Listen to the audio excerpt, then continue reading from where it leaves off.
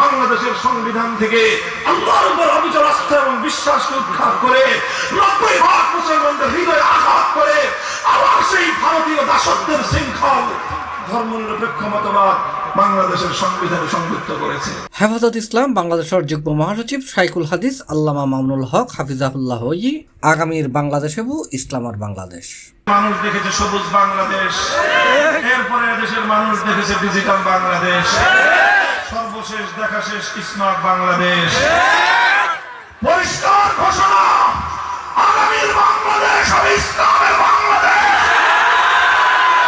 2008 সালে ক্ষমতার মসনদে এসে স্বৈরাচারী ফ্যাসিবাদী ভিনদেশী ভারতের কৃতদাসী শেখ হাসিনা সরকার অত্যন্ত ন্যাক্কারজনকভাবে, অত্যন্ত জঘন্যভাবে বাংলাদেশের সংবিধান থেকে আল্লাহর উপর অবিচল আস্থা এবং বিশ্বাসকে উৎখাত করে 90% মুসলমানদের হৃদয়ে আঘাত করে আবার সেই ভারতীয় দাসত্বের শৃঙ্খল ধর্মনিরপেক্ষ মতবাদ বাংলাদেশের সংবিধানে সংযুক্ত করেছে। জানুয়ারির 29 তারিখ বুধবার রাউজান সরকারি কলেজ মাঠত হেফাজত ইসলাম বাংলাদেশ রাউজান উপজেলা শাখার ব্যবস্থাপনায় আয়োজিত শানে রেসালাত সম্মেলনত প্রধান বক্তার বক্তব্যে তিনি এসব কথা হই।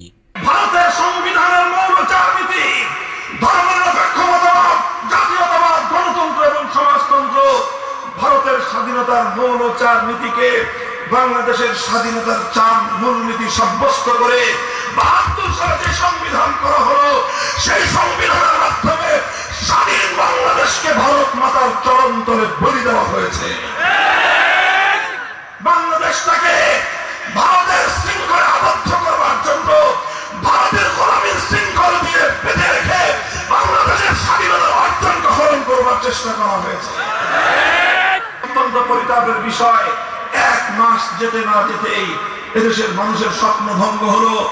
বাংলাদেশের স্বাধীনতার যুদ্ধে নেতৃত্ব দানকারী আওয়ামী লীগের নেতা মরহুম শেখ মুজিবুর রহমান সাহেব, উনি স্বাধীনতার পরে পশ্চিম পাকিস্তানের কারাগার থেকে মুক্ত হয়ে বাংলাদেশে না এসে সোজা যায় গেলেন লন্ডনে।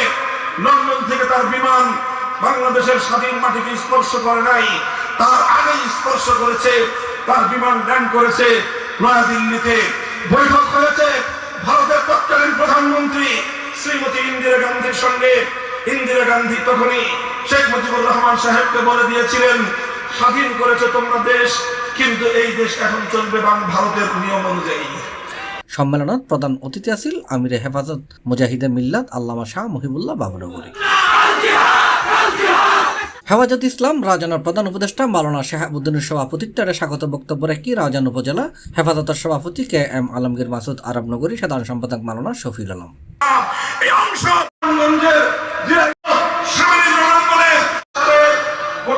মাওলানা কাফায়েতুল্লাহ মুফতি ইব্রাহিম নুরুর সঞ্চালনায় বিশেষ মেহমান আছিল হেফাজত ইসলাম বাংলাদেশের সিনিয়র নায়েবে আমির আল্লামা মুফতি কলিল আহমদ কাশেমি, সিনিয়র নায়েবে আমির আল্লামা শাহ সালাউদ্দিন নানুপুরি, হেফাজত ইসলাম বাংলাদেশের মহাসচিব মাওলানা সাজিদুর রহমান। বিশেষ বক্তা আছিল মাওলানা আবু তাহের নদভী, মাওলানা হাইবুর রহমান কাশেমি, মাওলানা মুফতি জসিমউদ্দিন, মাওলানা আতাউল্লাহ আমিনী, মুফতি হারুন ইজহার, মাওলানা মুফতি ইলিয়াস হামিদি, গাজী ইয়াকুব উসমানী, মাওলানা হেলালুদ্দিন বিন জমিরি, জামায়াত ইসলামী বাংলাদেশ রাউজান উপজেলা শাখার আমির শাহজাহান মঞ্জু সহ আর অনেকেই। আর নতুন বাংলাদেশ যেটা পুনর্গঠিত হচ্ছে, জুলাই বিপ্লব, আগস্ট বিপ্লব, এটার ক্রেডিট কোন দল নিতে পারবে না। এই ক্রেডিট একমাত্র আল্লাহ পাক সুবহানাহু ওয়া তাআলা। আর জমিনে এই ক্রেডিট হলো কিছু আবাবিল পাখি, সুতরাং কোন দল বলতে পারবে না তারা এই বিপ্লবটা তারা ঘুরিয়েছে। এই জন্য সব দলের ব্যাপারে আমাদের বক্তব্য সমান। প্রত্যেক দলকে আমরা তাওহীদের দাওয়াত দিব, শরিয়ার দাওয়াত দিব।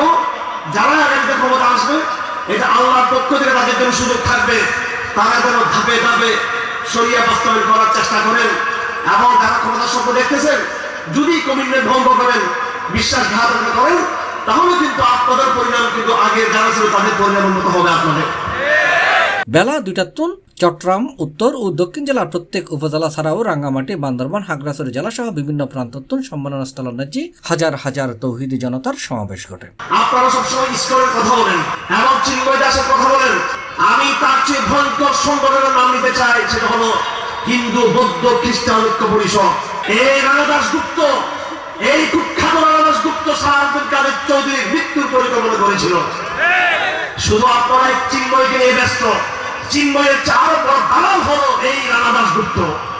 তারা ঘুরে বেড়াচ্ছে এখনো বাংলাদেশে, এখনো তাদেরকে শাস্তির আওতায় আনা এবং যুদ্ধ অপরাধের মিথ্যা কল্পকাহিনী প্ল্যান করে তারা এই দেশের অনেক ইসলামী নেতৃবৃন্দকে তারা ফাঁসির মঞ্চে তারা ঝুলিয়েছিল। C+ TV, Chittagong.